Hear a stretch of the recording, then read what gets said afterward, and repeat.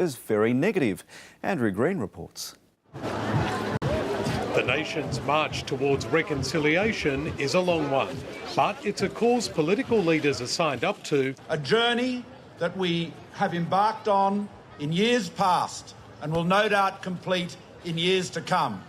This was, is and always will be Aboriginal land. Even if they differ on measures of progress. The shameful fact of the matter is that there is still systemic racism prevalent in pockets of Australian life. He cites the treatment of high-profile Indigenous sports stars as evidence, but so far won't be drawn on possible remedies for members of the stolen generations. My speech was about identifying the problems. We are not contemplating a financial scheme. His assessment is backed by the Prime Minister. Well, we are not if you talk about Australia as a whole, are we free entirely from racism? Clearly not.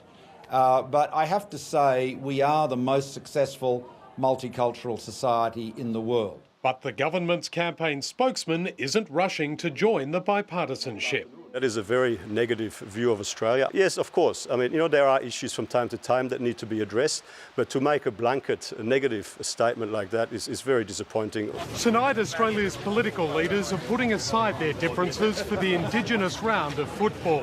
So far, their election sparring hasn't resembled the ferocity of an AFL match, but this election is getting increasingly testy.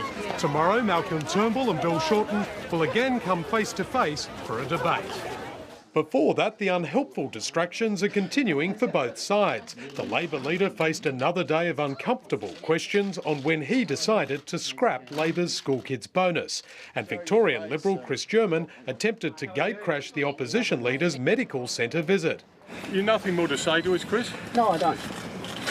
Only to promptly leave when pressed on his party's own health policies. Andrew Green, ABC News.